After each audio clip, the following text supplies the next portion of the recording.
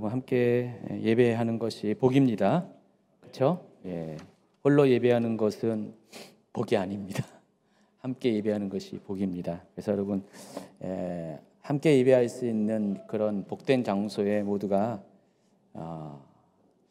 함께 나올 수 있도록 여러분 환경도 열어달라고, 또 모든 그런 막혀 있는 상황도 열어달라고 여러분 간구하시기 바랍니다. 자, 오늘은 출애굽기 강의 5번째 시간이고요. 여기 제목은 10가지 재앙과 유월절이라고 했는데 제목이 이제 유월절까지는 얘기를 못해요. 유월절은 다음 시간에 하고요. 오늘 출애굽과 10가지 재앙, 지난주 제목이 1번이었으면 오늘 2번입니다. 오늘 제목은 출애굽과 10가지 재앙이고, 또 다뤄드릴 본문은 9장 13절부터 11장까지입니다. 12장은 다음 주에 하도록 하겠습니다. 자, 지난주에 우리가 이제 9장 12절까지 맞추면서 제가 12절의 말씀을 자세하게 설명드리지는 못하는 것 같습니다. 그래서 12절에 보니까 한번 읽어주세요. 그러나 여호와께서 바로의 마음을 완악하게 하셨으므로 그들의 말을 듣지 아니하였으니 여호와께서 모세에게 말씀하신가 같더라. 자, 이 부분에 대해서 아마 여러분 중에 어떤 분들은 퀘스천이 있을 것 같습니다. 왜냐하면은 하나님께서 여기 보니까 바로의 마음을 완악하게 하셨다 그랬는데, 우리가 알거니와 지금까지 이 바로가 했던 모든 하나님 앞에 행동들, 완악하고 완강하게 하나님 앞에 반응했던 것들이 결국은 파라오의 잘못이 아니라 하나님께서 이렇게 파라오의 마음을 이끌어 주셨기 때문에 행동을 한 것이 아닌가라는 생각을 가질 수밖에 없습니다. 자, 그렇다면은 하나님의 이 같은 방식에 문제가 있어요. 그렇죠?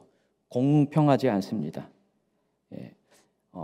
파라오가 자기가 원해서 그런 것이 아니라 하나님께서 파라오의 자유의지에 개입하셔가지고 마치 파라오는 그런 생각이 전혀 없는데 꼭두각시처럼 하나님께서 그 뜻을 위해서, 하나님 뜻을 위해서 파라오의 마음을 이렇게 이끄셨구나라는 생각을 할 수가 있잖아요. 그렇죠?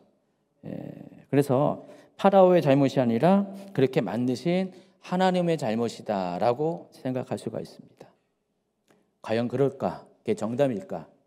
이 부분을 잠깐 먼저 이야기하고 오늘 다뤄드릴 7번째 재앙 다뤄드리겠습니다. 그래서 우리가 이것에 대해서 제대로 알려면은 앞전에 있는 5가지의 재앙들, 이미 일어난 5가지 재앙들을 소급해 보면은 정말로 정말 하나님께서 그렇게 한 것인지 아니면 다른 이유가 있는지 그 부분에 대해서 좀 우리가 원인을 찾아볼 수가 있습니다. 자, 하나님께서 파라오의 마음을 완악하게 하셨다는 표현은 읽어드린 9장 12절에 처음으로 등장합니다. 자, 그런데 그보다 앞서서 출애굽기 본문 중에는 5번에 걸쳐서 파라오가 스스로 자신의 마음을 완악하게 또는 완강하게 했다는 표현이 나타나고 있습니다. 한번 그것들을 읽어주시기 바랍니다. 7장 22절부터 9장 7절까지. 애굽 요술사들도 자기들의 요술로 그와 같이 행함으로 바로의 마음이 완악하여 그들의 말을 듣지 아니하니 여호와의 말씀과 같더라. 그러나 바로가 숨을 쉴 수 있게 됨을 보았을 때 그의 마음을 완강하게 하여 그들의 말을 듣지 아니하였으니 여호와께서 말씀하신 것과 같더라. 바로의 마음이 완악하게 되어 그들의 말을 듣지 아니하였으니 여호와의 말씀과 같더라. 그러나 바로가 이때에도 그의 마음을 완강하게 하여 그 백성을 보내지 아니하였더라. 바로가 사람을 보내어 본즉 이스라엘의 가축은 하나도 죽지 아니하였더라. 그러나 바로의 마음이 완강하여 백성을 보내지 아니하니라. 여기 보면은 바로의 마음이 완악하다. 이게 이제 히브리어 본래 본래 의미는 단단하다는 뜻이고요. 완강하다, 무겁다라는 뜻입니다. 그러니까 바로가 스스로 마음을 단단하게 했다, 또 무겁게 했다라는 그런 이야기인데, 자, 보시면은 이렇게 바로의 마음을 이끄는 존재가 누굴까요? 여기 5개의 구절을 보면은 하나님이신가요? 아니죠. 바로 자신이라는 것을 알 수가 있습니다. 바로 자신. 그래서 파라오가 자기의 마음을 그렇게 허용을 한 겁니다. 하나님께서 이렇게 처음부터 만든 것이 아니라 파라오 자신이 스스로 자신의 마음을 고집을 이렇게 내세운 거예요. 그래서 이미 하나님께서 파라오의 마음을 완악하기 하기 이전부터 파라오 스스로 자신의 자유의지를 사용해서 모세의 요청을 외면했던 것입니다. 하나님께서 기회를 주신 거예요. 파라오의 마음을 돌이켜서 정말 하나님의 뜻에, 모세를 통해 전달된 하나님의 뜻에 이렇게 반응할 수 있도록, 순종할 수 있도록, 하나님 뜻에서 순복할 수 있는 기회를 이미 5번이나 주셨건만, 그럼에도 불구하고 번번이 파라오는 자기의 고집대로 완악하게 하나님의 뜻을 거부를 했다는 것입니다. 그래서 하나님께서는 더 이상 하나님의 뜻을 말하지 않고 파라오의 마음을 그가 원하는 대로 내어 맡기신 거예요. 파라오 자신에게 내어 맡기신 거. 네 마음대로 해. 이겁니다. 그래서 계속해서 이런 상태로 되니까 파라오의 마음이 점점 완악해지고 완강해지게 되어서 오늘 이제 9장 12절에 와서는 하나님께서 그와 같은 파라오의 마음을, 완강한 마음을 내버려 두셨다라는 것입니다. 그래서 이 원인과 동기를 제공한 것은 파라오 자신이지, 하나님이 파라오의 마음을, 자유의지를 개입하셔서 꼭두가시처럼 파라오의 마음을 하나님 뜻에 맞춰서 그렇게 한 것은 결코 아니라는 것입니다. 자, 성경은 이와 같은 영적 원리를 로마서 1장에서 잘 설명하고 있는데, 자, 우리가 이걸 가리켜서 육이라는 표현을 해요. 하나님께서 내버려 두셨다. 신학적인 용어로 육이라는 표현을 하는데, 죄인에 대해서 그 죄인이 하는 행동, 죄된 행동을 하나님께서 어느 정도 지켜보다가 건면하다가 그러지 마라 하다가 말을 안 들으면은 맘대로 해. 여러분들 자녀들이, 꼬맹이들이 있잖아요. 그래서 엄마들이 그러잖아요. 자꾸만 엉뚱한 짓을 하면은 하지 마라. 근데 계속해도 똑같이 하는 애 있죠. 특히 5살짜리 남자애, 그런 애들 많이 있잖아요. 혹시 5살 남자애 키우는 분 계십니까?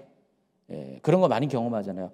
그만 좀 해라 그래도 그게 신나가서 더 잘하는 애 있잖아요. 계속 일부러 사고 치는 애 있죠. 그럼 어떻게 해요? 엄마가 하도 화가 나면 어떻게 해요? 맘대로 해! 막 그러잖아요. 그렇죠? 내가 그래봤다, 과거에. 나도 그런 경험이 있다. 그러지 않았습니까? 여러분의 자녀들은 다 착했어요? 다 파라오와 같지 않습니까? 우리 어릴 때 모습이 다 그래요. 그래서 하나님은 그렇게 말려도 건면해도 말 안 듣는 애들은 네 맘대로 해라고 내버려 두는 것이 육이라고 표현을 합니다. 하나님의 육이라고 표현합니다. 로마서 1장 19절부터 31절까지 말씀인데, 일단 너무 많으니까 19, 20절을 읽어주시기 바랍니다. 이는 하나님을 알만한 것이 그들 속에 보임이라. 하나님께서 이를 그들에게 보이셨느니라. 창세로부터 그의 보이지 아니하는 것들, 곧 그의 영원하신 능력과 신성이 그가 만드신 만물에 분명히 보여 알려졌느니, 그러므로 그들이 핑계하지 못할지니라. 21절, 23절도 계속 읽어주세요. 하나님을 알되 하나님을 영화롭게도 아니하며 감사하지도 아니하고 오히려 그 생각이 허망하여지며 미련한 마음이 어두워졌나니, 스스로 지혜 있다 하나 어리석게 되어 썩어지지 아니하는 하나님의 영광을 썩어질 사람과 새와 짐승과 기어다니는 동물 모양의 우상으로 바꾸었느니라. 그러므로 하나님께서 그들을 마음의 정욕대로 더러움에 내버려 두사. 이게 육이라는 것입니다. 또 26절에 보니까 이 때문에 하나님께서 그들을 부끄러운 욕심에 내버려 두셨으니, 또 28절에 보니까 하나님께서 그들을 그 상실한 마음대로 내버려 두사 합당하지 못한 일을 하게 하셨으니, 그리고 합당하지 못한 일의 목록이 29절부터 31절까지 쭉 열거가 되고 있습니다. 이게 하나님의 육이에요. 지금 파라오의 마음을 하나님께서 완악하게 하셨다라는 것은 이와 같은 상태를 말하는 것입니다. 계속해서 하나님이 5번이나 걸쳐서 기회를 주었건만 파라오는 계속해서 자기 고집에 따라 하나님의 말씀에 순복하지 못하고 계속해서 하나님의 뜻에 어긋나고 반대하고 하는 행동을 했습니다. 이때 하나님께서 더 이상 안 되니까 그래 파라오 네 마음대로 해, 네 마음대로 해라 해놓고 그 마음을 그렇게 내버려 두셨다는 것입니다. 결국 파라오로 하여금 완악하게 또는 완강하게 행동하게 만든 사람 누구예요? 하나님이 아니라 하나님의 명령을 거부한 파라오 자신이라는 것을 확인할 수가 있습니다. 자, 7번째 재앙으로 넘어갑니다. 자, 우박 재앙인데 출애굽기 9장 13절부터 35절까지 좀 비교적 길게 기록이 되어 있습니다. 자, 이제 7번째 재앙으로 하나님께서는 이집트 전역에 이집트 역사 가운데 유례가 없는 전후후무한 무거운 우박이라고 표현하죠. 무거운 우박을 내릴 것을 예고하십니다. 18절입니다. 내일 이맘때 내가 무거운 우박을 내리리니 애굽 나라가 세워진 그날로부터 지금까지 그와 같은 일이 없었더라. 19절까지. 이제 사람을 보내어 내 가축과 내 들에 있는 것을 다 모으라. 사람이나 짐승이나 무릇 들에 있어서 집에 돌아오지 않는 것들에게는 우박이 그 위에 내리리니 그것들이 죽으리라 하셨다라 하시니라. 네, 여러분 지금도 우박이 많이 내리죠. 우박이 보통 일반적으로는 평균 크기가 아마 골프공만 해요. 골프공, 탁구공, 골프공만 해요. 그런 우박이 있는데 어떤 거는 야구공만한 우박도 있습니다. 심지어는 축구공보다는 작겠지만 엄청나게 한 대 맞으면 맞으면 어떨까요? 띵 할까요? 죽습니다. 그런 우박들이 지금도 많이 있는데 과거에도 많이 있었어요.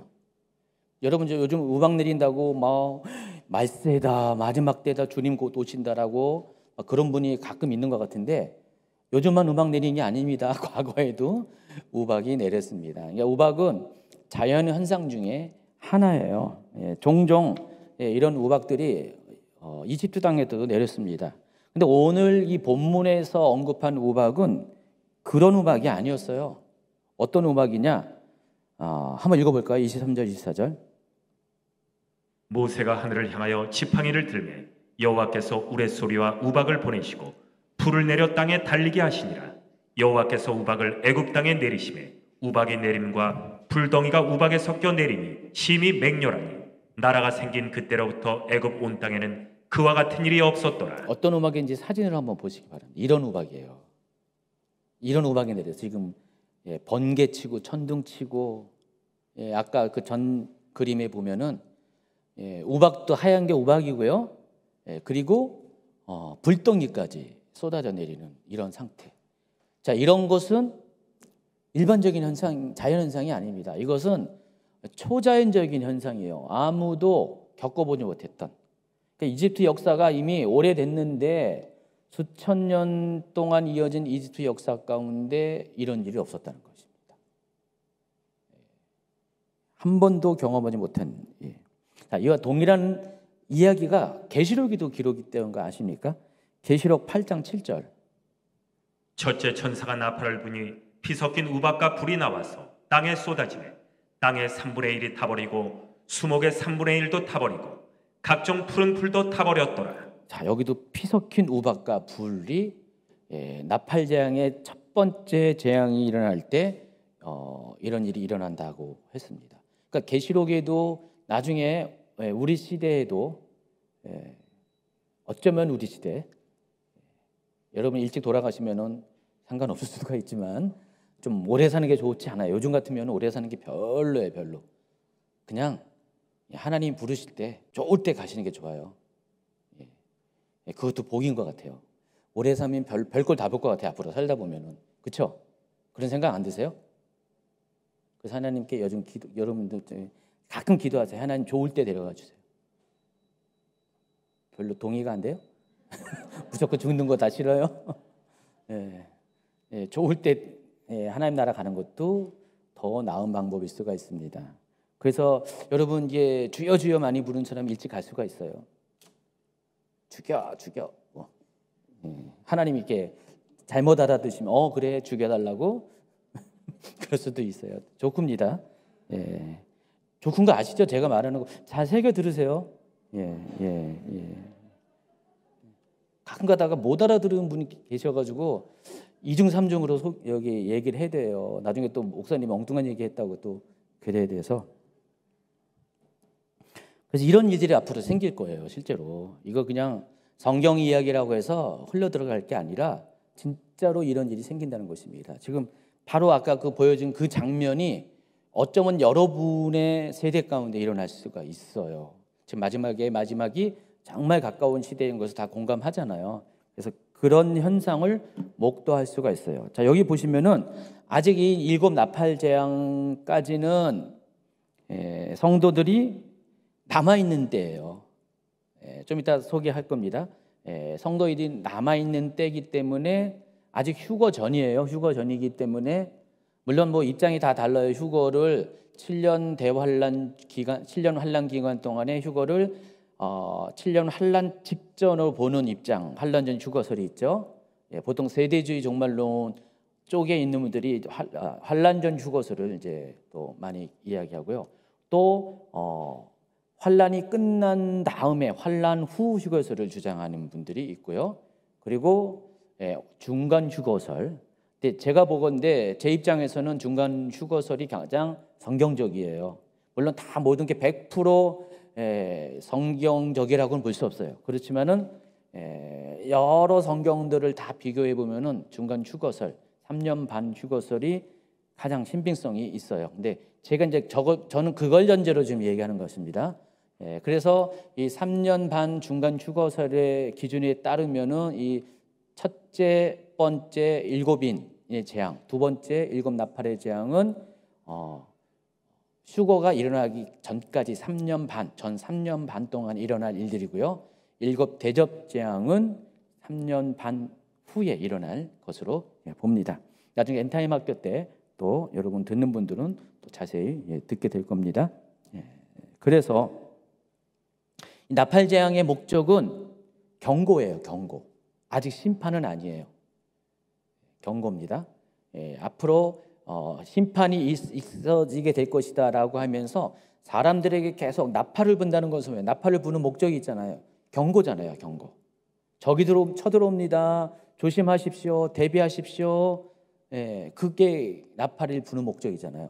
그래서 지금 일곱 나팔 재앙은 그와 같은 경고 차원이에요. 지금 경고를 하고 있는 거예요. 이 천둥, 우레, 우박, 피 섞인 불 같은 게 막 떨어지면서 이 상황이 지금 평상시의 상황이 아니잖아요. 우박은 옛날부터 늘 있었어요. 일반적인 당연한 자연 현상이에요.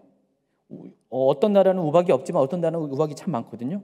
그런데 지금 피 섞인 우박 같은 경우는 도저히 한 번도 경험하지 못한 건데, 자, 이게 출애굽 당시에 지금부터 3,500년 전에 이런 일이 있었고 앞으로 마지막 주님 오시기 직전에 이런 일이 있을 것이다라고 지금 성경은 이야기를 하고 있습니다. 그래서 이것은 우박재앙은 망하게 하려는 것이 아니라 경고를 목적으로 하는 것이라는 것을 아시기 바랍니다. 그것을 증명하는 것이 19절에 보니까 이제 사람을 보내어 내 가축과 내 들에 있는 것을 다 모으라 그랬어요. 만약에 이것이 심판을 전제로 하면은 이렇게 말할 필요가 없잖아요.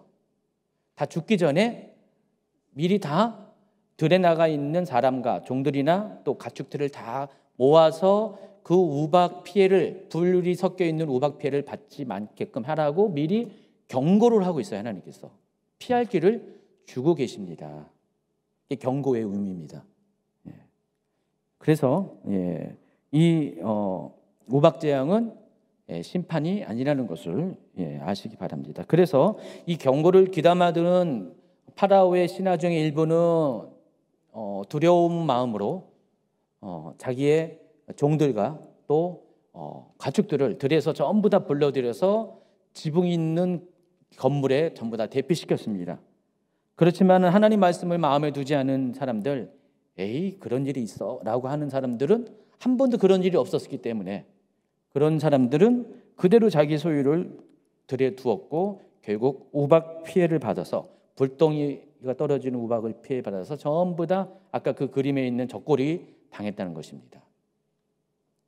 가축들이 다 죽고 사람들까지 죽게 되는 그런 일이 생겼다는 것입니다.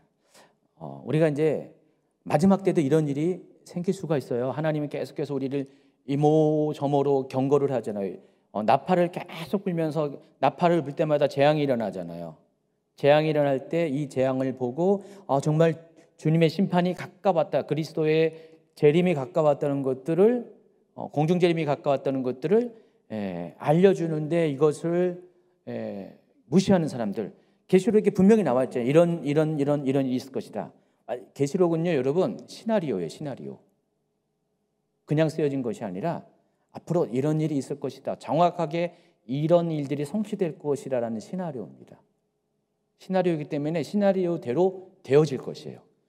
그래서 여러분은 이제 계시록을 알면은 앞으로 그런 일이 정말로 여러분 세대에 일어나면은요, 맞네, 진짜네, 뭐 우연찮게 한두 개가 성경에 쓰여진 대로 일어나는 게 아니라 계속해서 성경이 쓰여진 대로 그 순서에 맞춰서 이런 일들이 점점 정확하게 일어나면은 여러분 깜짝 놀라셔야 되고요, 두려운 마음으로 정말 이 경고로 받아들여야 된다는 것입니다.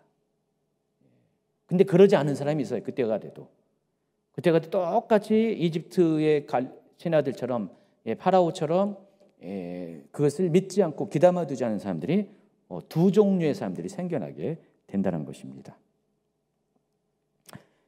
자, 그런데 하나님께서는 이때에도 이스라엘 자손들을 우박 재앙에서 구별시켜 보호하십니다. 26절.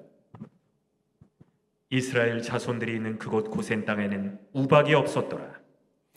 계시록에도 하나님께서 이 나팔 재앙에 앞서서 성도들을, 하나님의 종들을 구별시키는 장면이 나오는데, 7장, 계시록 7장 2절 3절. 또 봄에 다른 천사가 살아계신 하나님의 인을 가지고 해 돋는 데로부터 올라와서 땅과 바다를 해롭게 할 권세를 받은 네 천사를 향하여 큰 소리로 외쳐 이르되, 우리가 우리 하나님의 종들의 이마에 인치기까지 땅이나 바다나 나무들을 해하지 말라 하더라. 여기 보면은 6번째 인의 재앙이 끝난 다음에 잠시 정막이 흐릅니다. 정막이 흐르고요, 고요한 시간대가 계속해서 6가지의 인의 재앙이 인이 떼어질 때마다 벌어졌거든요. 근데 6번째 인의 재앙이 끝난 다음에 정막이 흘러요. 그리고 나서 어떤 일이 있냐면은 하나님의 그 천사들이 땅의 4군데에서 지금 대기하고 있어요. 그래서 하나님께서 이제 나팔 재앙을 일으키실 것인데, 그 나팔 재앙을 일으키기 위해서 스탠바이 하고 있어요. 마치 자동차가 경주를 합니다. 자동차 경주를 해요. 그러면 시동 걸어놓고 부르릉 하면서 막 엔진을 막 이렇게 막 가열시키면서 신호가 떨어지면 딱 출발을 하는 그 선에 대기하는 것처럼 그런 장면이 지금 펼쳐지고 있어요. 자, 그때 하나님의 천사 중에 하나가 살아계신 하나님의 인을 가지고 와서 이 심판을 행할 천사들에게 뭐라고, 내 천사를 향해서 큰 소리를 쳐서 이렇게 말합니다. 우리가 우리 하나님의 종들의 이마에 인치기까지 땅이나 바다나 나무들을 해하지 말라, 나팔 재앙을 실행하지 말라라고 지금 그들을 지금 말리고 있어요. 대기시키고 있습니다. 그래서 이 천사가 하는 일이, 이 말을 한 천사가 하는 일이 하나님의 종들의 이마에 인을 친다는 것입니다.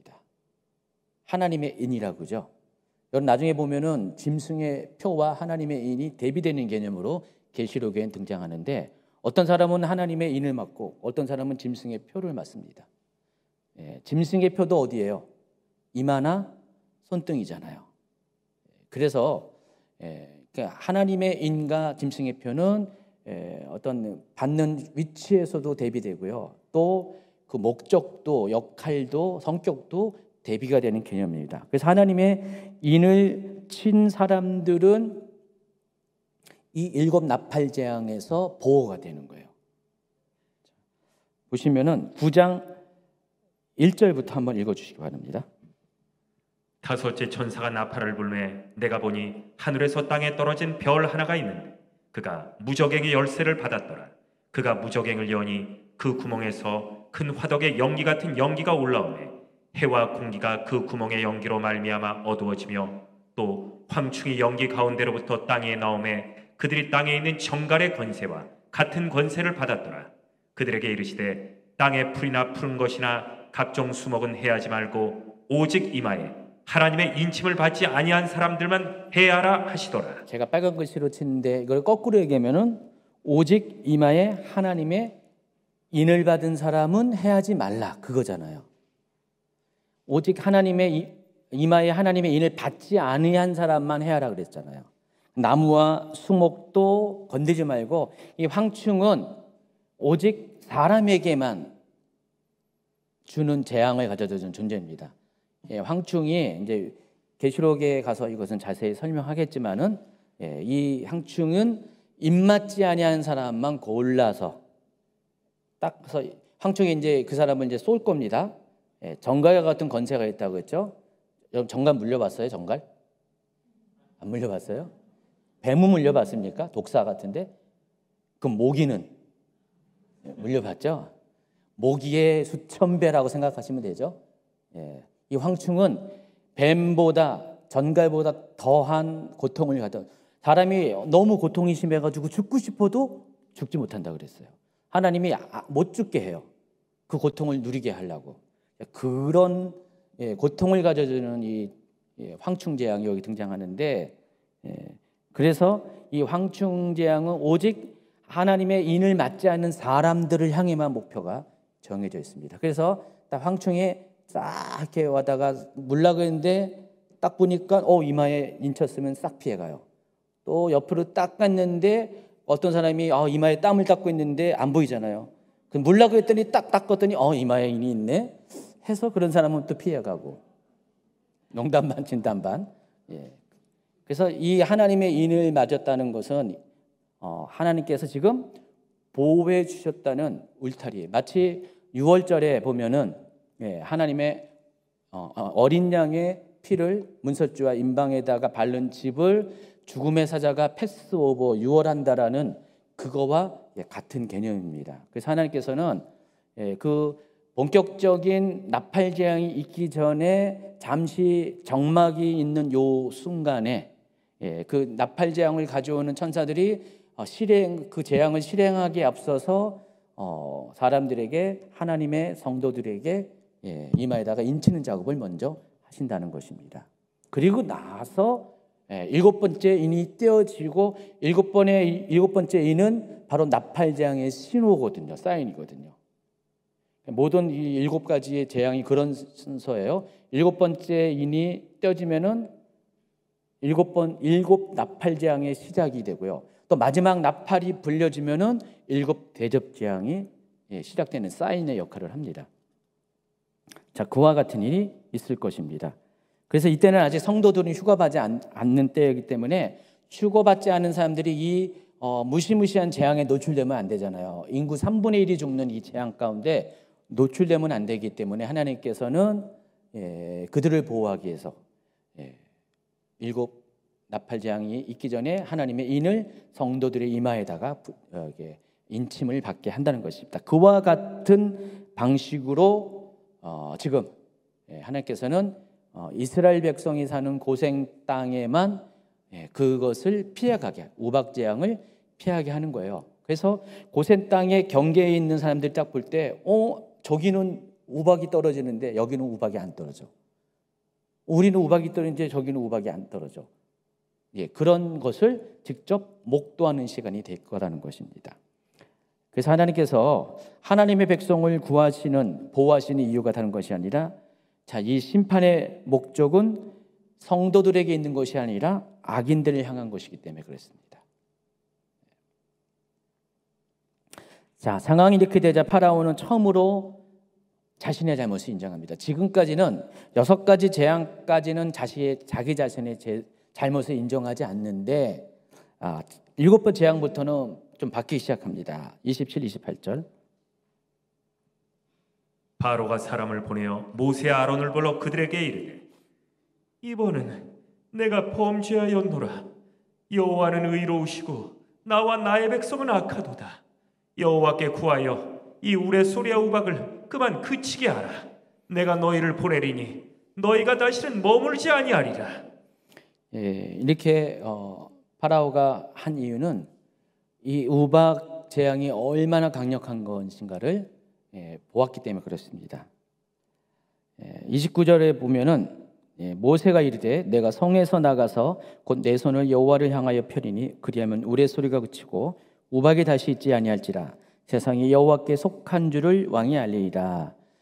그래서 이 우박 재앙이 내려진 목적 중에 하나가 하나님의 하나님 되심을, 하나님의 이 세상의 주권자 되심을, 하나님께서 모든 자연 현상을 컨트롤하시는 그런 우주를 이렇게 통제하시는 주권을 가지는 분이라는 것을 알게 하기 위함이다라고 이야기합니다. 그러나 왕과 왕의 신하들이 여호와 하나님을 아직 두려워하지 아니한 줄을 내가 아나이다. 지금 모세는 지금 비록 파라오가 이렇게 말을 했지만은 하나님을 두려워서 그런 것이 아니었다라고 합니다. 이처럼 사람들은 여러 재앙들을 통해서 이 세상의 주권이 하나님께 있음을 알게 되었지만은 그럼에도 더 불구하고 하나님 뜻에 순종하지 않습니다.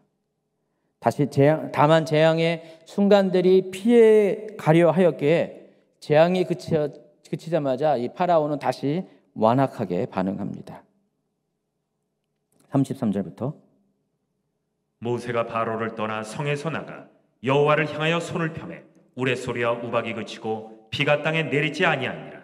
바로가 비와 우박과 우레소리가 그친 것을 보고 다시 범죄하여 마음을 완악하게 하니 그와 그의 신하가 꼭 같더라. 바로의 마음이 완악하여 이스라엘 자손을 내보내지 아니하였으니 여호와께서 모세에게 말씀하신가 같더라. 계시록의 상황도 마찬가지입니다. 계시록 상황 보면은 20절 보면은 나팔 재앙이 이제 다 끝나갈 무렵의 상황을 이야기하는데 나팔 재앙이 마칠 때까지 아직 사람들이 살아남아 있잖아요. 나팔 재앙은 3분의 2를 타켓으로 한 거거든요. 아직 3분의 2의 인구가 남아 있죠. 그 남아서 죽지 않은 사람들이 어떻게 행동하는지를 보시면 이해가 됩니다. 계시록 9장 20절 21절. 이 재앙에 죽지 않고 남은 사람들은 손으로 행한 일을 회개하지 아니하고 오히려 여러 귀신과 또는 보거나 듣거나 다니거나 하지 못하는 금은 동과 목석의 우상에게 절하고 또 그 살인과 복술과 음행과 도둑질을 회개하지 아니하더라. 참 사람들은 참 그렇죠. 어떤 재앙이 닥치면은 그 재앙이 있는 동안에는 뭔가 이렇게 정신이 번쩍 차리는 것 같은데 그와 동시에 어떻게 하냐면은 하나님에 대해서 용서를 구하나 회개하는 것이 아니라 자기가 믿는 그 우상들에게 도움을 요청하는 그런 일들을 많이 합니다. 지금 계시록의 상황이 그 얘기를 하고 있는 거예요. 근데 지금 이 7개 10대 재앙을 내려는 이 이집트에서 이 장면은 어떻게 해요? 이 재앙의 의미가 여러 가지 의미가 4가지 의미를 제가 지난 시간에 얘기했는데 그 중에 하나가 뭐였죠? 우상에 대한 심판이라고 했잖아요. 이집트인들이 믿는 아주 수많은 우상에 대한 심판이라고 했어요. 지금 하나님께서는 이 재앙들을 선별할 때 아무 재앙이나 주신 것이 아니라 처음부터 피 재앙부터 시작해서 나일강이 또 모든 담수들이 피로 변하는 이 재앙부터 시작해가지고 모든 것들이 거기에 관련된 신들을 무력화시키는 거잖아요. 그 신들을 직접 심판하고 그 신들을 믿는 사람들에게 너희들이 믿고 신뢰하는 이 신들이 봐라 진짜 신이면은 어떻게 하나님의 이 재앙에서 너희들을 어떻게 보호하지 못하느냐라고 하는 메시지를 전함으로 인해서 신들을 심판하고 그 신들을 믿는 그 이집트인들의 어리석음을 지금 이렇게 꾸짖는 거잖아요. 그 재앙들은 그런 의미가 있어요. 근데 그럼에도 불구하고 사람들의 특징은 그 재앙이 있을 때만에는 그 재앙으로 인한 무서움 때문에 두려움 때문에 잠깐 하나님께 반응하는 척하지만은 본심은 그렇지가 않은 거예요. 그 재앙이 지나가면은 아무 일 없듯이 원래 자기의 자리로 돌아갑니다. 여러분도 그렇잖아요. 하나님이 여러분에게 징계하실 때가 있잖아요. 때로 어려운 일 당할 때 뭐 하나님 제가 잘못됐어요. 잠시 정신을 차리는데 좀 지나면 어떻게 해요? 그 기억이 싹 잊어질만 하면은 똑같은 짓 또 하잖아요. 그렇죠? 여자분들 이렇게 아기 낳고 막 그때 나는 다시는 애 안 낳아. 너무 힘드니까 배 아파서 얘기를 하니까 다시는 애 안 낳아. 근데 어떤 사람은 1년 뒤에 낳고 어떤 사람은 2년 뒤에 낳고 시간 차이가 있을 뿐이지 다시 애 낳더라고요. 그렇죠? 우리 속에 있는 이 고통은 그때는 힘들고 어렵지만은 쓱 지나가요. 그래서 이게 장점으로 발휘할 때는 상처를 빨리 잊어버리고 또 정상적인 삶을 하는 데 도움이 되지만은 이게 부정적으로 사용된다면은 정신 차리게 하시는 하나님의 그 매에 대해서 금방 잊어버리는 일들이 반복됩니다. 이게 인간이에요. 이게 인간입니다. 인간의 본질이에요. 그래서 지금 이 파라오 또 그의 신하들로 대표하는 이것은 실은 우리의 모습이에요. 우리의 모습이 그와 같은 것입니다. 어떤 사람은 첫 번째 재앙에 음매기주고 하는 사람이 있고 어떤 사람은 두 번째, 세 번째. 이 파라오는요 끝까지 갔잖아요. 끝까지 갈 때까지 가는 존재고 신하들을 보면요 어느 정도 한 7부, 8부 능선 가서 포기하잖아요. 그 차이가 있을 뿐입니다. 여러분 어느 수준인지 모르겠어요. 여러분 나는 파라오 수준인지 모르겠어요. 그렇죠? 한번 자기 자신을 한번 인생을 돌아보면 나는 어디 선에서 포기했는가, 내 고집을 포기했는가를 잘 살펴보시기 바랍니다. 웬만하면 일찌감치 포기하세요. 일찌감치 고집 부리는 게 하나님 앞에서 좋습니다. 저도 하나님하고 조금은 싸워봤는데 일찌감치 포기하는 것이 좋은 것 같습니다. 그래서 지금 어쨌든 이 단계는 아직은 심판이 아니라는 것 아시기 바랍니다. 아직은 하나님께서 경고의 메시지로 그렇기 때문에 우박재앙이 일어날 때 들에 있는 모든 것들을 피하라고 미리 예고까지 하신 것을 알 수가 있습니다. 그래서 표를 보면은 이 계시록에 통해서 하나님의 징계 방식이 이런 식으로 진행된다는 것. 7위는 경고다, 징조이고 앞으로 이런 일이 있을 것이라는 그 사인이에요. 징조고 7 나팔은 경고이고 7 대접은 심판이라는 것이다라는 것을 여러분 이렇게 의미를 잘 부여하시고 하나님은 항상 이런 식으로 우리를 심판하기 앞서서 이런 방식으로 이렇게 행하신다는 것을 아시기 바랍니다. 하나님 그냥 다짜고짜로 여러분에게 심판하시는 게 아니라 여러분의 죄를 물으시는 게 아니라 미리미리 조금씩 단계별로 여러분을 돌이킬 수 있는 기회를 주시고요. 오래 참으십니다. 굉장히 오래 참으세요.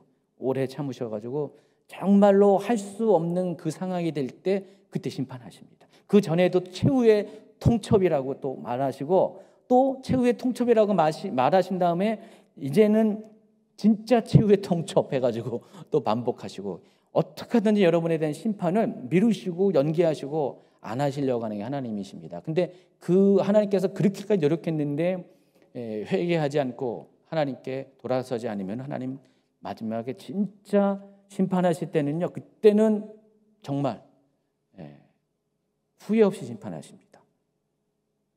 나중에 여러분 예수님을 만나게 될 거 언젠가는요. 여러분이 만나는 예수님은요, 지금 알고 있는 그 인자하고 사랑 많고 긍휼이 많고 다 품어주시는 예수님이 아니에요. 나중에 여러분이 만나실 예수님은 심판 때에 그 근엄한 심판에 주로 오시는 그런 예수님을 만나게 될 겁니다.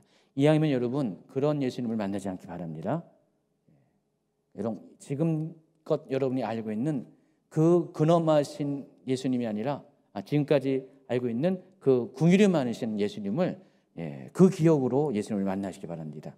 혹 우리 중에 그 심판에 주러 오시는 예수님을 만날 수가 있을 수도 있기 때문에 이렇게 말씀을 드리는 겁니다. 예수님은 다른 얼굴로 찾아오실 것입니다. 마지막 때는요. 한편 이 출애굽기 저자는 이 재앙이 일어날 때가 언제인지를 알려줍니다. 31절, 32절.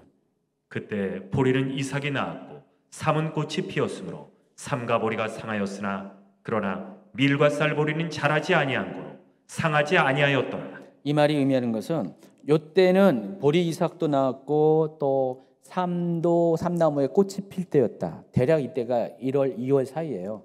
그럼 이 심판이 언제 이루어졌어요? 2월경에 이루어졌다는 거예요. 이 사건이 2월경에 일어난 거고 아직 밀과 쌀보리는 이삭이 나오지 않았어요. 그래서 그 밀과 쌀보리는 피해를 보지 않았어요. 아직은요. 이때 밀과 쌀보리는 언제 나오냐? 3월경에 나옵니다. 그리고 이 3월경에 밀과 쌀보리를 다 타겟으로 하는 것이 곧이어 등장하는 8번째 재앙, 메뚜기 재앙입니다. 10장으로 넘어갑니다. 10장에 보면은 우박 재앙에 의해서 8번째 재앙으로 메뚜기 떼가 이집트 전역에 엄습하는 일이 발생합니다.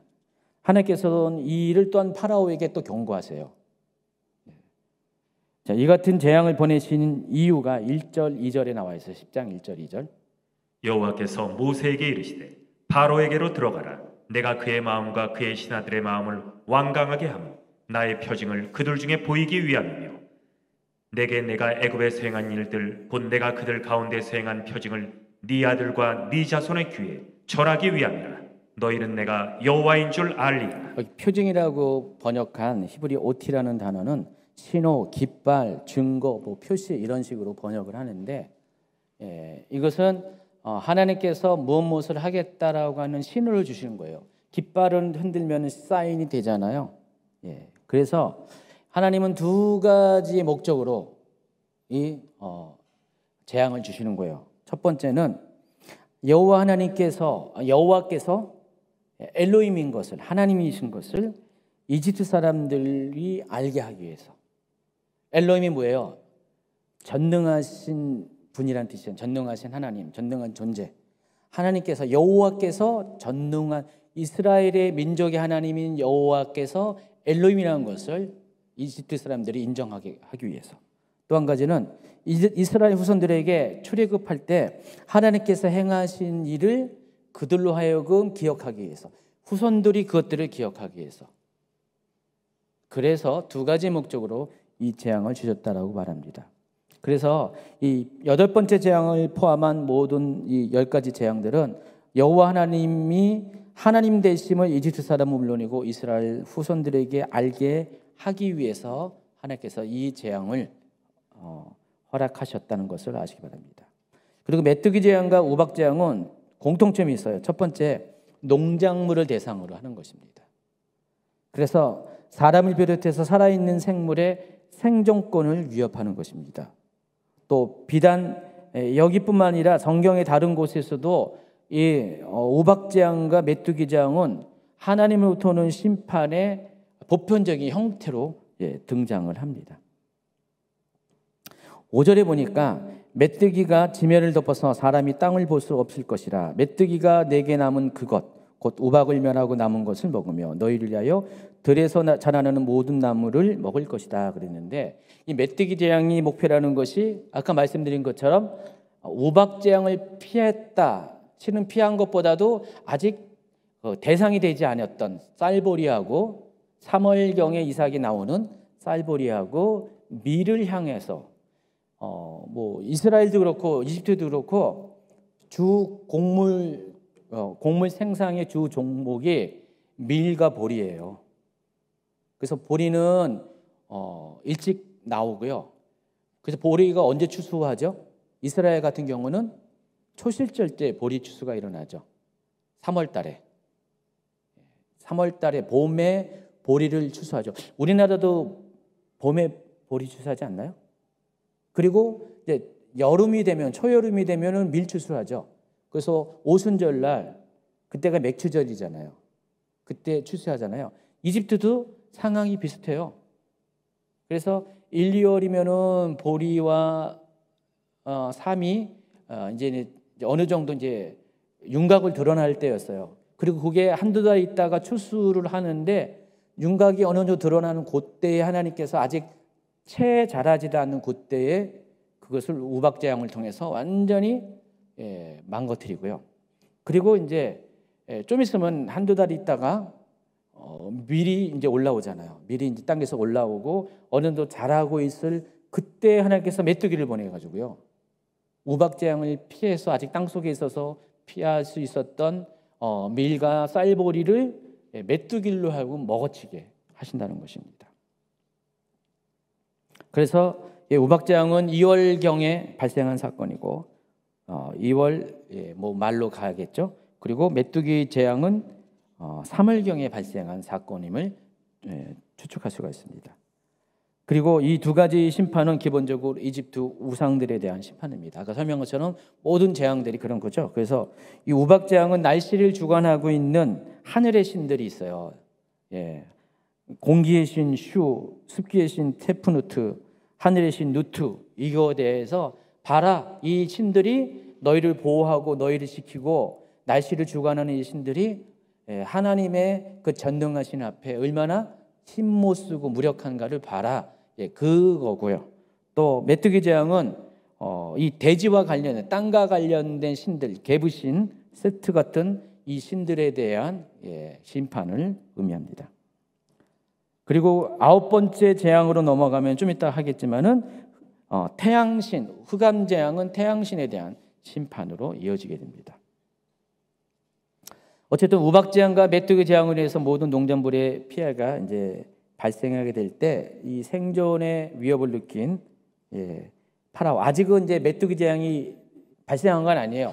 단지 이제 경고만 한 겁니다. 우박 재앙을 발생한 거고 경고를 하는 상태에서 이 파라오의 신하들이 더 이상 이 일을 지켜볼 수가 없어요.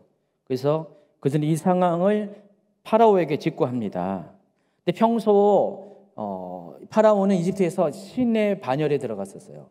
함부로 이 신하들이 파라오에게 그냥 편한 말을 할 수가 있는 게 아니죠. 감히 어떻게 인간이 신에게 말합니까? 그렇죠?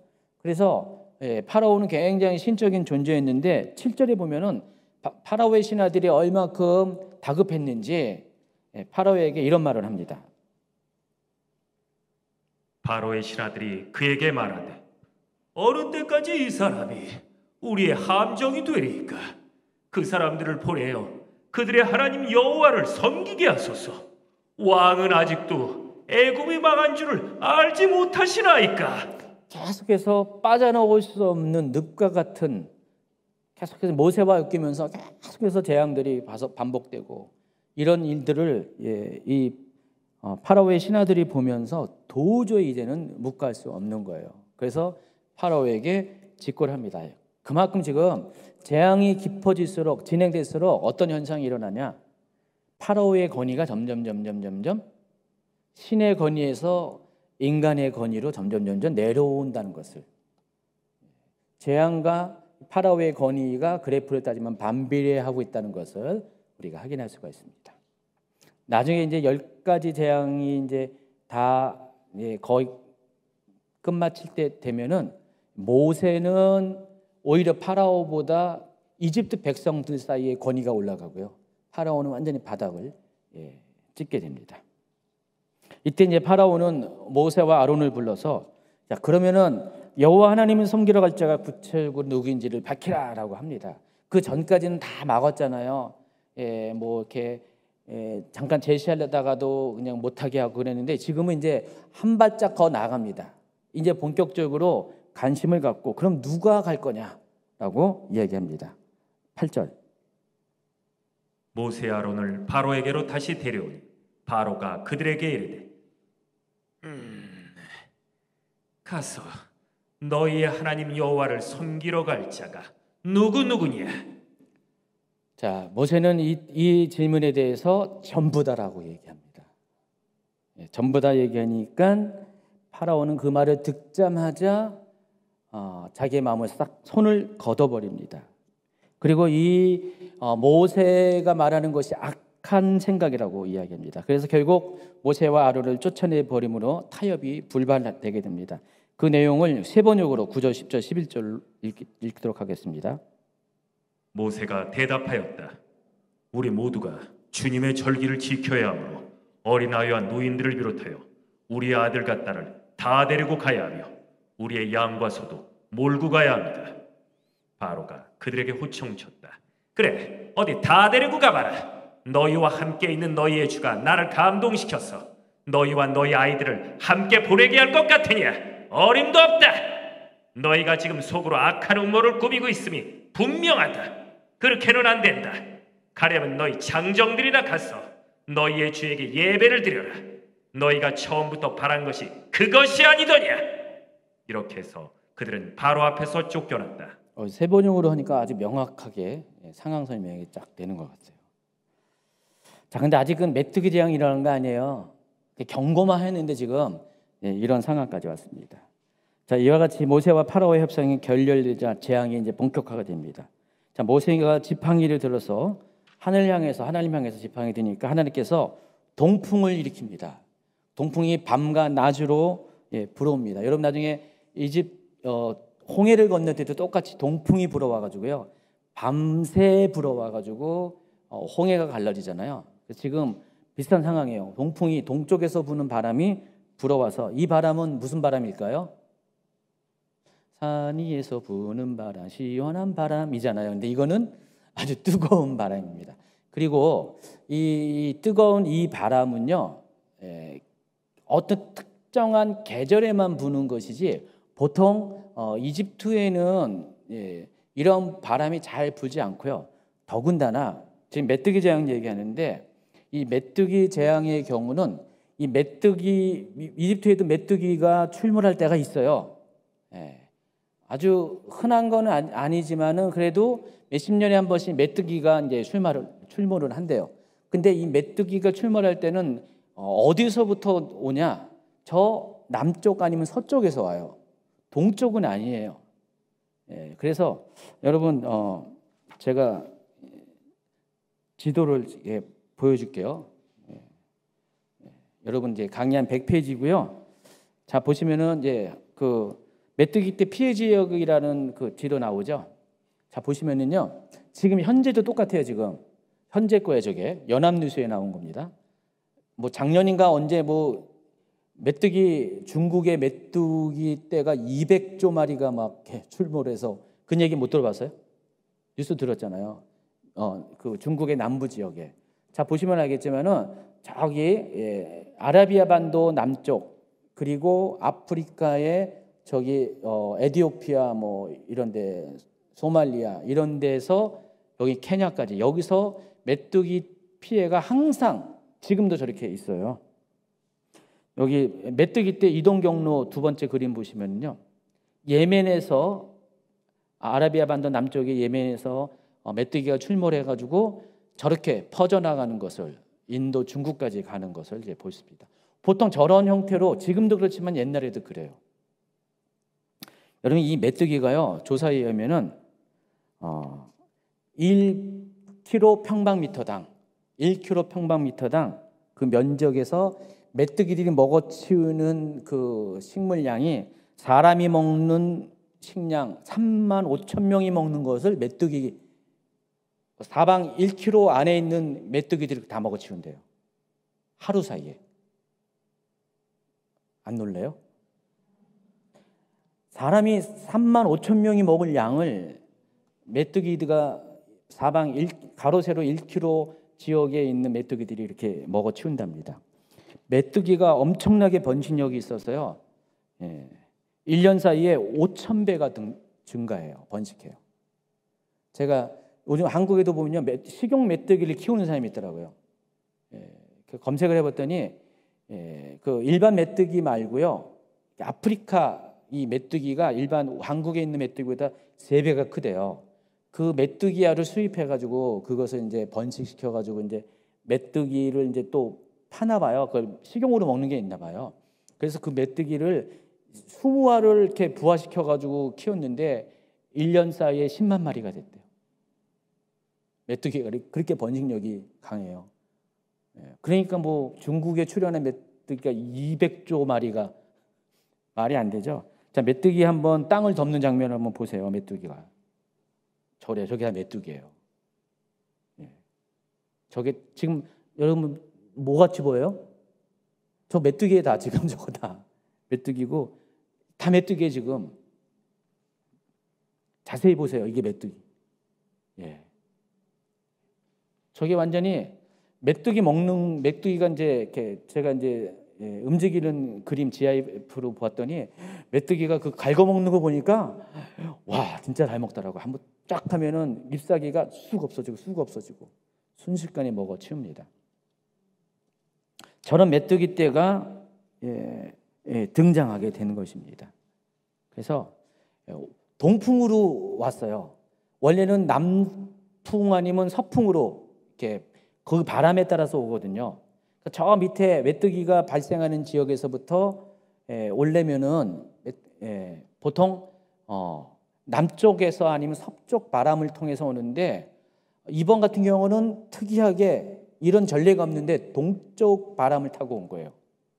그래서 아마 그 예멘도 아니에요. 북쪽에 있는 아라비아 북쪽에서 있는 지금 여기 거기서 동쪽 바람을 타고 쭉 온 겁니다. 이런 것은 이집트 역사상 있을 수가 없는 거예요. 그때나 지금이나 계절품은 똑같잖아요. 그렇죠? 자연현상은 똑같잖아요. 그렇죠? 바람의 방향은 뭐 3,500년 전이나 지금 똑같잖아요. 지금도 그런 바람이 잘 안 부는데 어떤 특별한 계절 봄 시즌에 2, 3일 동안 사막 바람이 뜨거운 바람이 몰려오는 그때는 있어요. 근데 지금은 그때가 아닌데도 불구하고 이렇게 동풍을 따라서 더군다나 메뚜기가 거기서 온다는 것은 일상적인 게 아니라 자연적인 현상이 아니에요. 이것은 아주 특이한 현상이고 초자연적인 현상이라는 것입니다. 근데 하나님께서 그렇게 하셨어요. 그렇게 하심을 통해서 이것이 하나님이 하셨다는 것들을 부인하지 못하게 했다는 것입니다. 자, 메뚜기 재앙이 현실로 나타내자 경고할 때만 해도 그것 때문에 두려워가지고 우박 재앙을 한번 경험했기 때문에 파라오는 나머지 그 밀하고 쌀벌이까지 없어지면 어떻게 돼요? 1년 농사 망치잖아요. 그게 걱정이 돼가지고 잠깐 자기가 잘못했다고 반응을 했는데 메뚜기 재앙이 실제로 일어나니까 어떻게 돼요? 16, 17절. 바로가 모세 아론을 급히 불러 이르되 내가 너의 하나님 여호와와 너희에게 죄를 지었으니 바라건대 이번만 나의 죄를 용서하고 너희 하나님 여호와께 구하여 이 죽음만은 내게서 떠나게 하라. 지금 파라오는 이 상황을 죽음으로 비유했어요. 메뚜기 때문에 죽는 건 당장 죽는 건 아닌데 놔두면 어떻게 해요? 농작물을 싹 먹어치기 때문에 정말 기근보다 더 심각한 게 이거죠. 그래서 메뚜기를 없애달라고 요청을 합니다. 그래서 모세가 하나님께 기도를 했고 하나님께서 이번에는 바람의 방향을 순식간에 바꿔줘요. 동풍을 통해서 메뚜기가 날아왔는데 이제는 서풍이 지중해에서 오는 바람을 붑니다. 여기 서풍은 원어적인 의미가 바닷바람, 곧 지중해에서 오는 바람을 의미합니다. 지중해에서 바람이 일어나가지고 서풍이 쫙 불어오니까 동쪽으로 메뚜기 날아가게 됩니다. 그러니까 메뚜기 자체는 혼자서는 멀리 장거리 여행이 불가능합니다. 그래서 바람이 항상 불어야지 따라오는 거거든요. 그래서 동쪽에서 오는 바람 타고 왔는데 이번에는 서쪽에서 바람이 부니까 메뚜기가 쭉 가서 어떻게 됐냐? 홍해에 전부 다 빠져 죽은 거예요. 메뚜기가. 하나님께서 이렇게 행하셨다는 것입니다. 자, 상황이 딱 정리됐어요. 파라오의 반응을 보면은 20절. 그러나 여호와께서 바로의 마음을 완악하게 하셨으므로 이스라엘 자손을 보내지 아니하였더라. 자, 그랬더니 하나님께서 9번째 재앙, 흑암 재앙을 또 보내어 주십니다. 369 법칙 설명했죠, 지난 시간에. 이 10가지 재앙은 특징이 있어요. 1, 2, 4, 5, 또 7, 8. 여기는 계속 또 10번째 재앙도 계속 예고를 하는데 세 번째, 여섯 번째, 아홉 번째 재앙은 예고 없이 바로바로 시작이 됩니다. 이 아홉 번째 재앙도 아무런 예고 없이 발생합니다. 10장 21, 22, 23. 여호와께서 모세에게 이르시되 하늘을 향하여 네 손을 내밀어 애굽 땅에 흑암이 있게 하라. 곧 더듬을 만한 흑암이리라. 모세가 하늘을 향하여 손을 내밀매 캄캄한 흑암이 3일 동안 애굽 온 땅에 있어서 그동안은 사람들이 서로 볼 수 없으며 자기 처소에서 일어난 자가 없으되. 여기 보이는 흑암의 깊이가 어느 정도냐면은 사람들이 앞을 분간할 수가 없어요. 그래서 이 흑암에 대해서 어떤 분들은 뭐 이런 얘기를 해요. 동쪽에서 아까 말한 그 바람이 불어왔을 때, 그런 바람이 들어왔을 때 사막에 있는 모래를 싣고 와가지고, 여러분 이렇게 가끔 가다가 영상 보면은 모래 폭풍 지나가는 장면 보지 않나요? 저 중동 이런 데 보면은 갑자기 그냥 모래가 산을 이뤄가지고 절벽처럼 쫙 폭풍에 따라 밀려오는 거 있잖아요. 그럼 어떻게 해요? 앞에가 시야가 확 안 보이게 되겠죠. 그것을 이야기하는 분들이 있어요. 근데 그 정도가 아니에요. 지금 이제 그냥 모래 폭풍이 와서 안 보이는 게 아니라 아예 하나님이 빛을 차단시켰어요. 그래서 이 흑암 재앙은 누구에 대한 심판? 그 이집트 사람들이 가장 최고의 신으로 여기는 태양신 라 또는 아몬라, 아본네 이런 여러 가지 다양한 태양과 관련된 신들이 있잖아요. 그 신들에 대한 심판. 그 신들이 이집트의 태양을 잘 비춰줘서 이집트가 또 곡식이 잘 자라고 그렇게 믿고 있는데 그 태양을 가리고 있잖아요. 그래서 이거는 봐라, 너희들이 이렇게 최고의 신으로 믿고 있는 태양신이 얼마나 무력한가를 하나님께서 이렇게 직접 나타내 보이고 있습니다. 자, 그런데 이번에도 이스라엘 자손들이 거주하는 고센 땅에만 빛이 있습니다. 10장 23절. 온 이스라엘 자손들이 거주하는 곳에는 빛이 있었더라. 자, 이렇게 상황이 되니까 모세가 어둠 가운데 파라오가 모세를 부릅니다. 지금 그래서 아마 파라오의 신하들이 무슨 등불을 가지고 모세를 찾아갔겠죠. 그리고 빨리 입궁해라 해서 24절에 이렇게 절충앙을 제시합니다. 바로가 모세를 불러 이르되 너희는 가서 여호와를 섬기되 너희의 양과 소는 머물러 두고 너희 어린 것들은 너희와 함께 갈지니라. 아까는 어린 아이들도 못 보냈는데 이제는 좀 다시 협상을 합니다. 그래서 어린 아이들까지는 보냈는데 가축들은 가지 못하게 막아버립니다. 자, 이 파라오가 지금 의도가 뭐예요? 어쨌든 간에 자기의 그 경제적 그 이득을 주는 그 노예들인 이스라엘 백성들을 떠나보내지 않고 가축을 보내버리면 이스라엘 사람들이 갈 수가 없으니까 다시 들어와야 되니까 가축을 볼모로 이제는 가축을 볼모로 보내지 않는 들어주는 척하면서 결국 보내지 않는 그런 계략을 세웁니다. 당연히 모세는 응하지 않습니다. 협상이 결렬되자 파라오는 이번에는 모세를 겁박합니다. 어떻게 겁박하는지 27, 28, 29절. 여호와께서 바로의 마음을 완악하게 하셨으므로 그를 보내기를 기뻐하지 아니하고 바로가 모세에게 이르되 너는 나를 떠나가고 스스로 삼가 다시 내 얼굴을 보지 말라. 네가 내 얼굴을 보는 날에는 죽으리라. 모세가 이르되 당신이 말씀하신 대로 내가 다시는 당신의 얼굴을 보지 아니하리이다. 자, 지금까지 파라오가 취한 행동을 한번 분석을 해봤어요. 제가 그랬더니 이 파라오가 하나님의 일을 방해하는 방식들이 패턴이 있어요. 처음에는 무시 또 대적하는 것입니다. 하나님 말씀하신 것을 무시해버려요. 여호와가 누구간데 하면서 여호와 하나님을 아예 인정 안 하는 방식. 그리고 그렇게 말하는 모세와 이스라엘 백성들을 계속해서 압제하는 방식. 자, 출애굽기 5장 2절, 7장 23절 계속 연속으로 읽어주기 바랍니다. 바로가 이르되 여호와가 누구이기에 내가 그의 목소리를 듣고 이스라엘을 보내겠느냐? 나는 여호와를 알지 못하니 이스라엘을 보내지 아니하리라. 바로가 돌이켜 궁으로 들어가고 그 일에 관심을 가지지도 아니하니. 그리고 동시에 자신의 힘을 이용해서 압제하는 방식으로 대적하죠. 그 다음 단계가 뭐냐면 타협합니다. 그리고 속여요. 타협하는 척하면서 속여요. 그래서 8장 8절과 8장 15절. 바로가 모세 아론을 불러 이르되 여호와께 구하여 나와 내 백성에게서 개구리를 떠나게 하라. 내가 이 백성을 보내리니 그들이 여호와께 제사를 드릴 것이니라. 이런 바로가 그러나 바로가 숨을 쉴 수 있게 됨을 보았을 때 그의 마음을 완강하게 하여 그들의 말을 듣지 아니하였으니 여호와께서 말씀하신 것과 같더라. 네. 자, 이런 식으로 이렇게 어떤 상황이 생길 때는 타협하는 것처럼 하다가 상황이 해결되면은 곧바로 다시 속이는 이런 방식. 또 다음 단계가 이제는 위협하는 것입니다. 10장 28절. 바로가 모세에게 이르되 너는 나를 떠나가고 스스로 삼가 다시 내 얼굴을 보지 말라.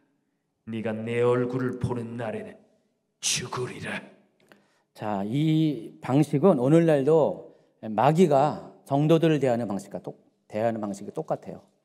처음에는 성도들을 무시하거나 압제하는 방식으로 하다가 이제 그 성도가 계속해서 하나님을 신뢰하고 믿음으로 나아가면 어떻게 해요?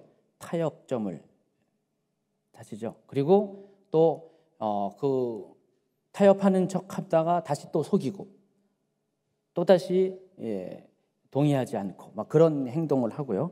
마귀가 성도들 대하는 방식입니다. 그리고 마지막에는 위협하는 쪽으로 발전해 나간다는 것입니다. 그래서 예수님도 제자들도 대적자들에 의해서 그와 같은 회방과 핍박을 받았고요. 또 오늘날 많은 사역자들도 그와 같은 영적 전쟁을 치르게 됩니다. 그래서 마귀가 하는 것은 옛날이나 지금이나 수법은 다 똑같아요. 사람을 유혹하는 수법도 똑같고요. 사람들을 대하는 수법도 다 똑같아요. 여러분 근데 알면서도 여러분 이렇게 잘 넘어가는지 모르겠어요. 알면은 안 넘어가면 되는데 마귀가 하는 게 다 뻔한데 잘 알면서도 넘어가더라고요. 희한하죠? 왜 그럴까? 105페이지 넘어가면은 출애굽기 11장으로 10번째 재앙, 장자의 죽음의 재앙이 벌어집니다. 자, 그런데 이 문맥의 흐름상 11장 1절부터 3절은요 삽입된 거예요. 원래 이 장면은 9번째 재앙이 있고 난 다음에 그 어느 시점에 하나님께서 모세에게 말한 거예요. 그래서 파라오가 모세를 소환한 출애굽기 10장 24절 이전에 그러니까 9번째 재앙이 있고 난 다음에 모세를 불러가지고 모세를 위협하고 모세랑 막 싸우다가 모세가 막 이렇게 논쟁을 하다가 지금 헤어지는 뭐 그런 장면이잖아요. 그 장면이 있기 전에 하나님께서 모세에게 이 말씀하신 거예요. 자, 11장 1, 2, 3절. 여호와께서 모세에게 이르시기를 내가 이제 한 가지 재앙을 바로와 애굽에 내린 후에야 그가 너희를 여기서 내보내리라. 그가 너희를 내보낼 때에는 여기서 반드시 다 쫓아내리라. 백성에게 말하여 사람들에게 각기 이웃들에게 은금 폐물을 구하게 하라 하시더니 여호와께서 그 백성으로 애굽 사람의 은혜를 받게 하셨고 또 그 사람 모세는 애굽 땅에 있는 바로의 신하와 백성의 눈에 아주 위대하게 보였더라. 자, 그래서 이 내용은 23절과 24절 사이에 끼어야지 문맥 흐름상 자연스럽다는 것을 아시기 바랍니다. 자, 이거 전체적인 것들을 쭉 이렇게 보시고요. 어쨌든 하나님께서는 10번째 재앙을 마지막으로 이제 이스라엘 자손들이 이집트에서 쫓겨나게끔 할 것을 예고하십니다. 그런데 하나님께서 출애굽기 3장 21절 22절에 이미 약속한 바가 있어요.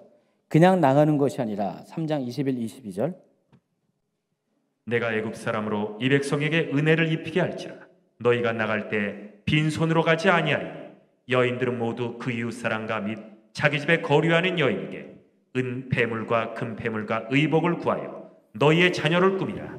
너희는 애굽 사람들의 물품을 취하리라. 이미 말씀하신 것을 다시 말씀하시면서 이와 같이 될 것이다 라고 하고 실제로 12장 가면은 그와 같이 일들이 벌어집니다. 자, 이것이 가능한 이유가 아까 말씀드린 것처럼 재앙이 점점 이렇게 반복될수록 재앙이 점점 깊어질수록 재앙이 점점 커질수록 파라오의 권위는 하나씩 낮아지고 내려가고 반대로 모세는 이집트 사람들 가운데도 위대한 사람으로 비춰지게 됩니다. 11장 3절이 그거 얘기하는 거예요. 여호와께서 그 백성으로 애굽 사람의 은혜를 받게 하셨고 또 그 사람 모세는 애굽 땅에 있는 바로의 신하와 백성의 눈에 아주 위대하게 보였더라. 파라오 빼고는 전부 다 신하들과 백성들 눈에 와, 자기들이 알고 있었던 파라오가 신의 현현이었는데 그는 애개고 모세는 그 모든 신들을 대항해서 이기는 대단한 사람이라고 그렇게 인정을 받게 했다는 것입니다.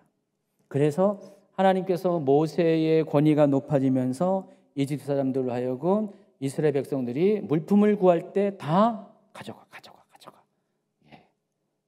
그렇게 했다라는 그 이야기가 여기 나온 겁니다. 자, 이제 마지막 10번째 재앙에 대한 예고가 이루어지는데 그것은 이집트 땅에 있는 모든 처음 난 것이 죽음에 이르는 재앙입니다. 마지막 재앙입니다. 파라오의 장자로부터 가축의 처음 난 것까지 여종이 난 첫 아들까지 모든 장자가 죽임을 당하는 재앙이 발생할 것을 예고합니다. 4절부터 8절. 모세가 바로에게 이르되 여호와께서 이와 같이 말씀하시기를 밤중에 내가 애굽 가운데로 들어가려니 애굽 땅에 있는 모든 처음 난 것은 왕이 앉아 있는 바로의 장자로부터 맷돌 뒤에 있는 몸종의 장자와 모든 가축의 처음 난 것까지 죽으리니 애굽 온 땅에 전무후무한 큰 부르짖음이 있으리라. 그러나 이스라엘 자손에게는 사람에게나 짐승에게나 개 한 마리도 그 혀를 움직이지 아니하니 여호와께서 애굽 사람과 이스라엘 사이를 구별할 줄을 너희가 알리라 하셨나니 왕의 이 모든 신하가 내게 내려와 내게 절하며 이르기를 너와 너를 따르는 온 백성은 나가라 한 후에야 내가 나가리라 하고 심히 노하여 바로에게서 나오니라. 그리고 이 장면이 아까 말씀한 것처럼 10장 29절과 연결된 장면이라고 말씀드렸죠. 10장 29절에 보니까 모세가 이르되 당신의 말씀대로 내가 다시는 당신의 얼굴을 보지 아니하리라. 이걸로 끝난 게 아니었고 4절로 이어지는 거예요. 여기서 대화가 끝난 게 아니었어요. 계속해서 모세는 바로에게 이어서 여호와께서 이같이 말씀하시기를 밤중에 내가 애굽 가운데 들어가서 모든 장자를 죽게 할 것이다. 이 얘기를 지금 하고 있는 거예요. 지금 29절과 11장 4절은 서로 연결된 같은 장면이라는 것을 아시기 바랍니다. 자, 그런데 왜 하나님께서 처음 난 것을 죽이는 재앙을 벌렸을까요? 왜? 그냥 그러려니 했습니까? 처음 난 장자들을 죽이신 특별한 이유가 있다는 것입니다. 왜냐하면 성경에서 말하는 그 성경의 세계관을 보면은 처음 난 것은 다 모든 것을 대표하는 대표성을 갖고 있어요. 장자라는 개념은요, 만약에 그 집안에 그 아들이 첫 번째 아들이 있습니다. 그 야곱 같은 경우는 12명의 아들 낳았죠. 그럼 나머지 11명의 아들을 대표하는 게 바로 장자예요. 장자는 모든 것의 대표성을 띠고 있습니다. 그래서 성경은 처음 난 것을 구별하여 드리라는 이유가 그거예요. 하나님께서 너희들을 축복할 거다. 자녀를 축복할 거다. 자녀를 많이 나오게 할 것이다. 또 너희들의 식물을 축복해가지고 소산이 아주 풍성하게 할 것이다. 그런데 그 중에서 첫 번째 것은 다 내 것이다. 왜냐하면 내가 너희를 그렇게 축복해서 그 모든 것을 너희들이 이렇게 누리게 하기 때문에 그 모든 것을 대표하는 의미에서 첫 번째 것을 하나님 앞에 구별하여 드릴 것을 명령을 하고 있습니다. 왜냐하면 하나님께서 주셨기 때문에 식물도 그렇고 자녀도 그렇고 하나님께서 주신 것이기 때문에 하나님의 주신 것을 하나님께 돌려드리라는 거예요. 다시. 근데 다 돌려드리면 뭘 먹고 살아요? 안 되니까 맨 처음 난 것을 대표로, 그것들의 모든 것을 대표로 해서 처음 난 것을 하나님께 드리는 거예요. 그래서 어떻게 해요? 초실절도 처음 수확한 보리를, 또 밀의 초실절도 처음 수확한 또 밀을, 이 보리 추수는 보리 단을 드리고 밀 추수는 곡식을 만들어서 밀가루를 만들어서 하나님께 요 방식만 다를 뿐이지 다 첫 번째 것을, 첫 열매를 드리라고 했습니다. 자녀도 마찬가지로 첫 번째 아이를 하나님께 드리라고 했습니다. 사람을 드릴 수는 없잖아요. 그러니까 어떻게 해요? 방식을 대신하는 것으로, 이렇게 대체하는 것으로 하나님 앞에 드릴 것을 말씀을 하고 있어요. 그 이유가 하나님의 것이기 때문에 하나님이 주신 것에 대해서 하나님께 드리는 감사의 표시, 이게 있기 때문에 첫 번째 것을 드리라고 했습니다. 여러분, 그 11조도, 우리가 알고 있는 11조도 10분의 1의 의미가 아니라는 것을 아십니까? 그 10분의 1의 의미보다는 똑같아요. 그 하나님께서 주신 열이 있다면은 그것을 대표로 하는 하나예요. 그래서 하나님께서 여러분이 소득을 얻으면은 그 소득 중에서 제일 먼저, 만약에 여러분 돈이잖아요. 근데 이스라엘 옛날에는 농경사회는 곡식이잖아요. 그러니까 곡식 중에서 첫 번째 단을 드린 것처럼, 처음 단인 것처럼 곡식 중에서 전체 곡식이 만약에 한 100kg을 생산했다. 그러면 첫 번째 것의 10kg를 하나님께 먼저 드리는 거예요. 하나님 감사합니다. 하나님이 이 모든 것을 나에게 주셨기 때문에 그 하나님이 주신 것에 대한 그 의미 부여를 10분의 1로 해서 하나님께 올려드리는 거예요. 그래서 11조는 열 개의 대표라는 의미예요. 이해하시겠어요? 그래서 하나님이 11조 드리라는 것도 그런 거예요. 하나님이 주신 것에 대해서 자녀 중에서 첫 아들을 또 식물의 첫 번째 단을 드린 것처럼 하나님께서 주시는 모든 소득의 첫 번째 것을 하나님께 드림으로써 이 모든 것이 하나님으로부터 왔다는 것을 우리의 믿음으로 고백하라는 의미가 11조라는 것입니다. 여러분 11조 드릴 때 이런 마음을 드립니까? 그냥 율법으로 그냥 10분의 1을 드리래. 안 드리면은 뭐 그냥 하나님이 가만 안 둔대. 막 그런 것 때문에 그 말라기의 표현대로 그냥 그게 두려워서 11조를 하십니까? 그건 아닙니다. 11조는 그런 의미가 아니라 하나님과의 관계 안에서 이렇게 드리는 거예요. 그래서 여러분 이 11조를 드릴 때 제대로 드리셔야 돼요. 그런 마음으로. 하나님이 주신 내 소득은 전부 다 하나님 거다. 하나님이 왔는다. 근데 내가 어떻게 하나님께 드려야 되냐? 10분의 1, 그 모든 것의 대표성을 뜬 10분의 1을 하나님께 드림으로써 하나님께 대한 감사를 표현해서 그걸 드린다는 것을 아시기 바랍니다. 그런 의미에서 하나님께서는 첫 번째 아들을 취하시는 거예요. 이 파라오의 아들부터 시작해가지고 하나님께서 이 세상의 모든 주권을 가지시고 모든 공급자이신 것을 오직 하나님만이 유일한 세상에 통치하는 신이라는 것을 나타내 보여주기 위해서 장자를 죽이는 재앙을 택한다는 것을 아시기 바랍니다. 그리고 또 10대 재앙은 이집트 땅의 우상들에 대한 심판이라고 했죠. 그리고 이 심판의 하이라이트가 바로 파라오예요. 파라오도 이집트 사람들에게는 우상이었으니까. 왜 왜 상들이 이렇게 많고 미라도 많고 피라미드도 많고 왜 많은지 아세요? 파라오를 신으로 여겼기 때문에 그래요. 신적인 존재이기 때문에 그 엄청난 그 물자와 노동력을 들여서 수십 년 동안 피라미드를 만들어 가지고 이집트는요 왕이 딱 등극하자마자 그때부터 피라미드를 짓기 시작해요. 새로 왕이 등극하잖아요. 그럼 그 사람이 죽을 무덤을 짓는 거예요. 왜냐하면 신이기 때문에. 그래서 지금 이 장자의 죽음은 바로 그것에 대한 심판입니다. 그래서 파라오는 한낱 무능력한 인간에 불구하고 오직 여호와 하나님만이 참신인 것을 드러내기 위해서 이렇게 파라오의 아들부터 시작한 장자의 죽음의 심판이 있게 된 겁니다. 자, 그러나 이 같은 마지막 경고에도 파라오의 마음은 완악해서 이스라엘 자손을 보내려 하지 않습니다. 11장 9절 10절 여호와께서 모세에게 이르시길 바로가 너희의 말을 듣지 아니하리라. 그러므로 내가 애굽 땅에서 나의 기적을 더하리라 하셨고 모세 아론이 이 모든 기적을 바로 앞에서 행하였으나 여호와께서 바로의 마음을 완악하게 하셨으므로 그가 이스라엘 자손을 그 나라에서 보내지 아니하였더라. 그렇게 해서 이제 10가지 재앙이 끝나는 게 아니라는 거죠. 실제로 이 재앙은 언제 일어나냐? 12장에 가서 유월절 살건이 있을 그때 동시에 12장에서 실행이 됩니다. 그러니까 11장까지는 경고예요. 아직 예고예요. 제가 오늘 12장까지 하려고 했는데 12장이 너무 길어가지고 하면은 벌써 9시 19분이잖아요. 또 10시까지 되잖아요. 그래서 그 부분은 다음 주에 다룰 것이고요.